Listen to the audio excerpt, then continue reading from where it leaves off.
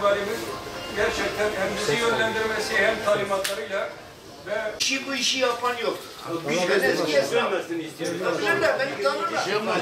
Bir dakika. O değil. Ayrıyeten dışarıda da Buna sığıyor da ona hayır dolap yok ki bizde. ya bunlar da dolap. Peynirlerini aldıktan sonra dinleneceği ahşaptan yaptığımız standlarımız var. Oturacakları, çay, kahve ya da kahvaltı yapacakları yine güzel alanlar, yeşil alanlar yapıyorlar daha büyük ve dükkanların önüne yine 3 boyutlarda göstereceğimiz gibi bu şekilde aynen peynirler falan taşıması için hani asansörü biraz daha onlara tasarladık. Diğeri de zemin katımızda daha önce Diyarbakır'da da bulunan tarihi evlerdeki gibi bir 3 bahçe oluşturduk. Sayın Valimizin bunlar mekanik karakterisine giriyor. Evet. Bu şekilde elektrikli ve mekanik olarak da Bir tane verildi. Evet devam edelim. yapacağımız inşaatımız daha önce de dediğimiz gibi 3 katlı olacak. Bodrum, zemin kat ve 1. kat olmak üzere. Tamam. Bodrum katımızda bulunan dükkanlar için, zemin ve 1. katta bulunan dükkanlar için soğuk hava depoları yaptık. 65 adet dükkanımız olacak. Bunlar için soğuk hava deposu bağımsız çalışacak. Dükkan sahiplerine özel çalışacak. Dolayısıyla biz burada projeyi değerlendirirken Sayın Valimle görüşüyoruz. Yani bu ölü olan yerlerde, yani bu metruk olan yerlere cazip olması aslında asansörler yapıp üst kata da insanlar gelsin. Bunun bir sentezini oluşturalım. Doğru olan odur. Dikkat edersen konuyla ilgili Sayın Valim'in katkılarıyla inşallah onu da kamulaştırma işlemleri başladık. Hem burası hem Musa Bey tamam. Sayın Valim, müsaadeniz varsa değerli arkadaşlar. Burada ben Sayın Valim'e çok teşekkür ederim, müdürümüze de. Buradaki amaç hiçbir esnafımızın mağdur olmamasıdır. Evet. Mutlaka birisinin 10 metrekaresi var, birisinin 50 metrekare elinde var. Ben sayısal olarak demiyorum. Bursa'da Hanlar bölgesindeki Kozağan'ı bilir misin mesela? Ya Kozağan'ı görseniz biraz Kozağan'a benzemiş. Kozağan'da 2. katları 1. kattan daha çok iş yapar. İnsanlar çıkar o balkonlardan aşağıyı seyreder falan ya. Çıkın. Azaltalım diyorsanız onu da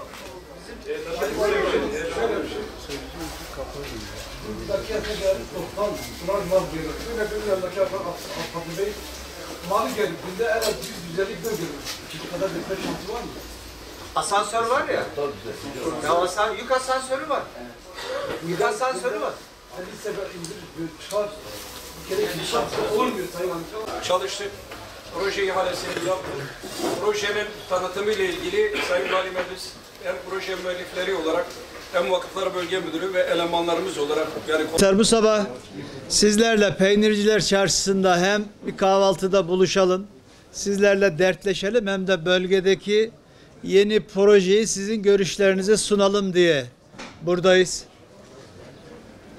Peynir ve süt ürünleri elbette ki Diyarbakır için, bölge için çok önemli. Diyarbakır'ın coğrafi işaret alan ürünlerinden bir tanesi de örgü peynir dediğimiz Diyarbakır peyniri. Şu anda içerisinde bulunduğumuz Peynirciler Çarşısı işte zamanındaki imkanlarla yapılmış ama bugün çok da hoş görüntüsü olmayan, hijyen, temizlik kurallarını tam sağlamayan bir mekan. Şimdi Vakıflar Bölge Müdürlüğümüz burayla ilgili bir proje geliştirdi. Bana daha önce sundular. Proje üzerinde bize göre bazı değişiklikler yaptık ama şunu konuştuk arkadaşlarla. Mutlaka gidelim, esnafın görüşünü alalım. Nihayetinde burada çalışacak olan sizsiniz. Sizin görüşünüz bizim için önemli. Hem projeyle ilgili hem de proje sonrasında buranın işletilmesiyle ilgili esnafımızın görüşü önemli dedik ve bugün onun için buradayız. Bugün sizin söylediğiniz her şeyi biz not aldık. Daha sonra esnafımızla Vakıflar Bölge Müdürlüğü yine çalışsın. Ama hedefimiz şu: bir, bu görüntüden şehri kurtaralım. Bu görüntüden peynirci esnafımızı kurtaralım. Burada çağdaş, temizlik kurallarına dikkat edebileceğimiz, dışarıdan gelen herkesin mutlaka ziyaret etmek istediği bir mekan oluşturalım. İki, burada şu anda fiilen, bunun altını çizerek söylüyorum, fiilen esnaflık yapan, fiilen burada peynir alıp satan esnafı da mutlaka koruyalım. Bir adaletsizlik, bir haksızlık da yapmayalım. Bütün amacımız bu. Hepinizin görüşü bizim için kıymetli ifade ediyorum. Ama şu var, her birinizi ayrı ayrı memnun edemeyebiliriz ama ortak bir paydada buluşabiliriz. Bunu siz sağlayacaksınız. Ortak bir payda oluşturacağız.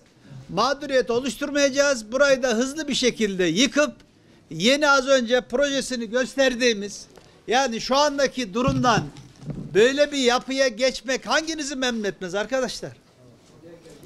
Bunu el birliğiyle inşallah yapacağız. Dediğim gibi vakıflar, burası vakıf arazisi.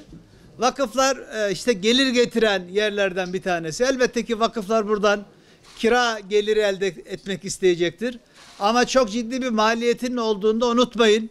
Çünkü şu anda sizin dükkanlarınızda buzdolabınız bile yok. Biz soğuk hava deposu olan iş yerleriniz olsun arzusundayız. İçerisinde sosyal mekanların olduğu, buraya gelen insanların oturup çayını kahvesini içebileceği modern, çağdaş bir mekan olsun istiyoruz. Ama böyle yine iç içe girmiş, ne olduğu belli olmayan bir yeni yapı yapacaksak öyle bir yapı da yapmayız arkadaşlar. Ona şehrin öyle bir şeye ihtiyacı yok. Zaten ortada öyle bir yapımız var. İyi niyetle buradayız. Sizin bize ifade ettiğiniz bütün görüşleriniz değerli, kıymetli. İnşallah Vakıflar Bölge Müdürlüğü'nde Esnaf Odası Başkanımız, esnaf temsilcisi de alsın yanında, burada iş yapan, fiilen iş yapan arkadaşlardan yanına alsın. Tekrar proje üzerinde oturun, çalışın. Bize şunu deyin, biz hazırız, yıkalım ve yapalım deyin, biz yıkalım ve burayı yapalım. Sizin talebinize bağlı arkadaşlar. Ben tekrar bugün bizi burada ağırladığınız için her birinize ayrı ayrı teşekkür ediyorum.